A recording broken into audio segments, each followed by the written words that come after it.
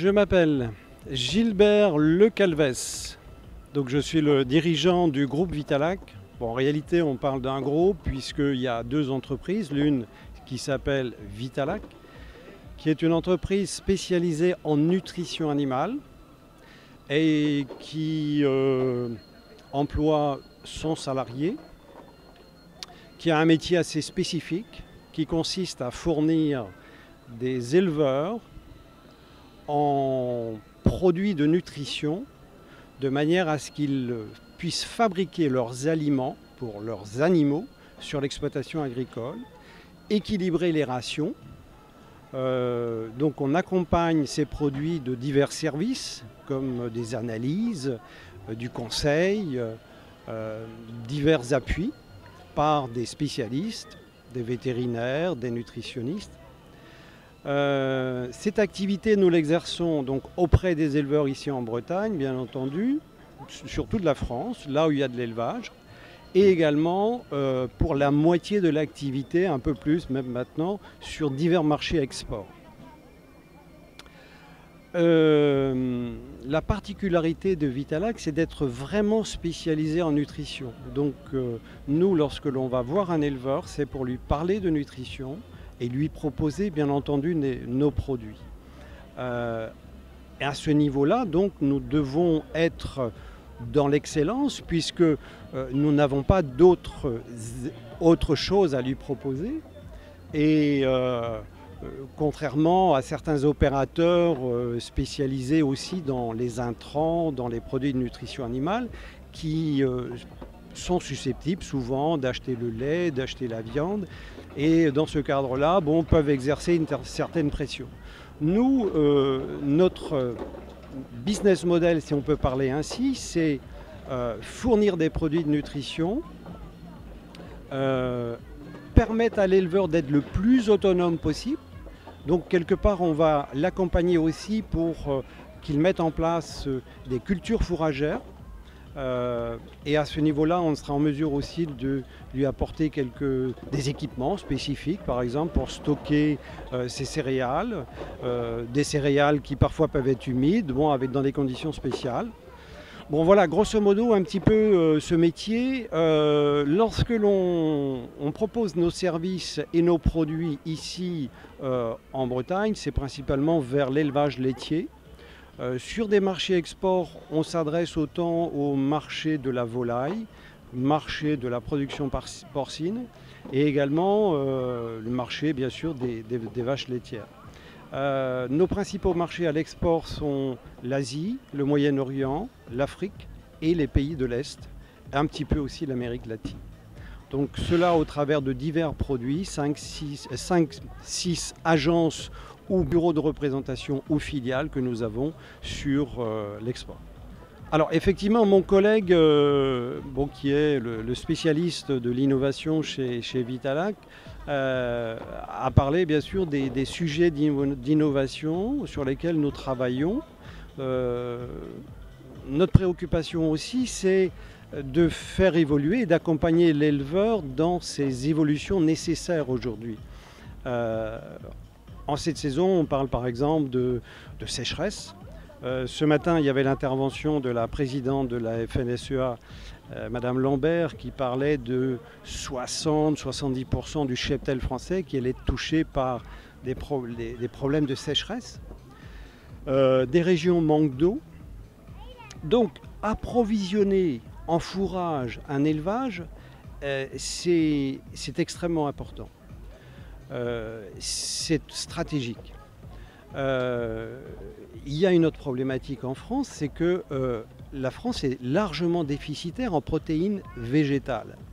C'est la raison pour laquelle on importe du soja en particulier, d'Amérique latine et des États-Unis. Il y a actuellement un programme d'ailleurs très important d'accompagnement des entreprises, d'accompagnement d'innovation, et BPI à ce niveau-là agit également, qui consiste à réduire cette dépendance au soja. Et nous, chez Vitalac, on propose une solution qui est destinée aux éleveurs de ruminants, donc vaches laitières, animaux qui produisent de la viande, voire les chèvres, les moutons. Nous avons une solution qui permet aujourd'hui de concevoir une ration sans 1 gramme de soja et d'avoir malgré tout un équilibre nutritionnel, c'est d'avoir suffisamment de protéines. Donc là, il faudrait rentrer un petit peu plus dans l'aspect scientifique pour expliquer, mais donc voilà, aujourd'hui on a des élevages laitiers performants qui peuvent aujourd'hui produire l'intégralité de leur fourrage sur l'exploitation, donc ils sont agriculteurs-éleveurs, sans utiliser de soja. Donc c'est une technique, une innovation qui permet aujourd'hui d'arrêter en quelque sorte cette dépendance au soja, et l'impact climatique de cette pratique-là est quand même remarquable, exceptionnel, et je crois que les autorités commencent à regarder ce genre d'initiative d'un peu plus près, comme la région Bretagne par exemple, qui pense aussi encourager cette manière de faire. Il n'y a pas encore assez d'attention vis-à-vis de techniques de ce type-là, c'est vraiment dommage. Aujourd'hui, les innovations permettent d'avancer beaucoup plus vite qu'on veut bien le dire. Le secret, à mon avis, s'il y a secret, c'est d'abord d'avoir d'excellentes équipes, des gens extrêmement compétents. C'est également bon d'avoir bien dessiné, je dirais, son business model et son métier, et d'avoir une offre qui est performante. Parce que l'élevage tel qu'il est pratiqué, il a besoin de performance. Il faut aussi que nos éleveurs gagnent leur vie, qu'ils aient une entreprise rentable, qu'ils soient producteurs traditionnels, conventionnels comme on dit, ou bio. D'ailleurs, à ce titre-là, l'écart entre les deux est aujourd'hui de plus en plus faible. Eh bien, nous, on s'efforce donc d'être à la pointe de l'innovation, d'innover nous-mêmes, et de penser surtout à l'équilibre économique de notre client. Secret, y a-t-il un secret? Bon, je crois que il faut aimer ce que l'on fait déjà, avoir une passion vraiment désintéressée pour son activité, et donc y trouver une satisfaction intellectuelle, et à partir du moment où on est entouré d'excellents collaborateurs et qu'on arrive à garder cette flamme, eh bien je pense qu'on arrive à construire des activités, les faire tenir, résister à la pression, aux difficultés, aux choses inattendues qui ne manquent pas d'arriver évidemment dans la vie d'un entrepreneur. Bon, ça fait maintenant plus de 35 ans que je mène mon entreprise, que j'avais créée à partir de rien, et bon, les choses continuent à évoluer et j'espère qu'elles continueront ainsi encore un bon bout de temps.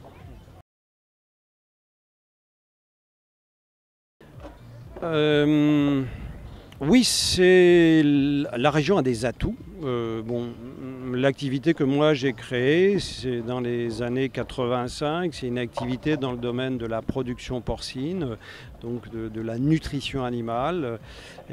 Bon, face à des grandes entreprises qui devenaient de plus en plus grandes, eh bien, malgré tout, avec de l'innovation, de l'expertise, des moyens de R&D auxquels j'ai pu avoir accès, les accompagnements en matière d'innovation que j'ai pu trouver assez facilement autour de moi, eh bien, de cette toute petite micro-entreprise, on a fait une entreprise aujourd'hui qui compte dans le paysage de la nutrition animale en Bretagne, en France. Et ensuite, je me suis tourné pour rechercher un peu de diversification vers la région de Lannion, où il y a malgré tout un tissu assez dynamique, euh, malgré les coups durs hein, qu'il y a et qu'il y a eu. Et, eh bien, il y a un tissu donc, qui est vraiment vivant, où il y a l'esprit d'entreprise aujourd'hui, l'esprit d'innovation, ça c'est important. Et là, donc l'entreprise aujourd'hui qui fait partie du groupe s'appelle la société Europrocess, qui emploie environ 60 personnes. Eh bien, elle poursuit ses activités. Elle est aujourd'hui même en pleine diversification dans des situations un peu critiques, de crise, de découragement dans certains milieux. Eh bien, c'est grâce à l'innovation, aux nouvelles idées, nouveaux concepts qu'on arrive à créer de la valeur. Et ici, on trouve cet accompagnement. L'agglomération par exemple de Lannion est exemplaire à ce niveau-là. Elle sait mettre les entreprises en réseau. On arrive aussi assez naturellement à se mettre en réseau pour créer des nouveaux produits, nouveaux concepts. Et ça, on le retrouve également dans notre secteur de la nutrition animale où il y a beaucoup de pôles d'excellence, de compétences des chercheurs qui ne demandent qu'à accompagner les entreprises.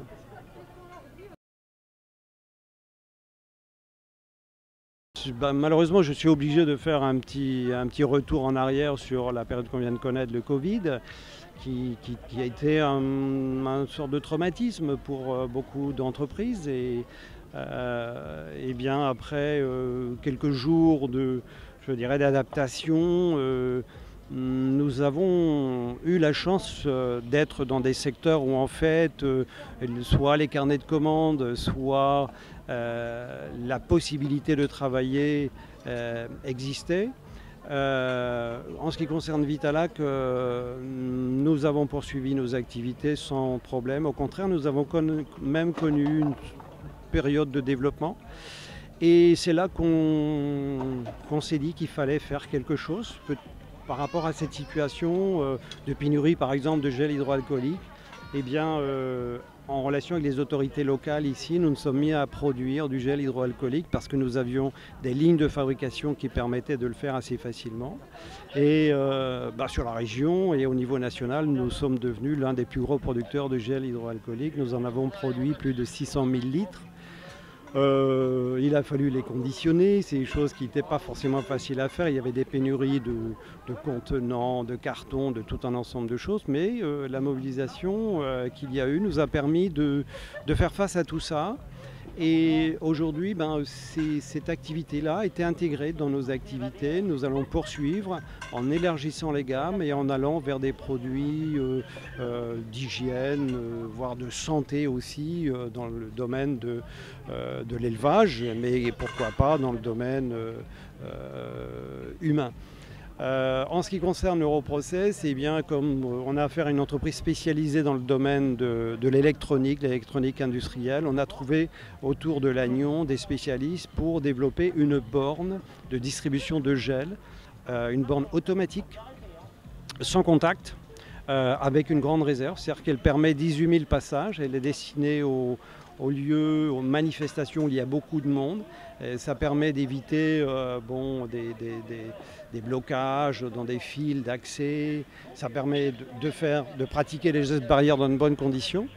Et donc ce matériel est aujourd'hui à disposition des entreprises et puis de toutes sortes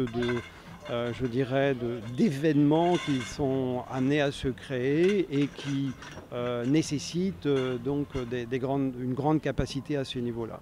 Et nous avons prévu d'y ajouter, nous sommes en train d'y ajouter une fonction de caméra qui va permettre également de pouvoir informer les personnes sur leur état de fièvre ou pas. Et donc ça, je pense que c'est une contribution intéressante aussi pour lutter contre le Covid. Voilà.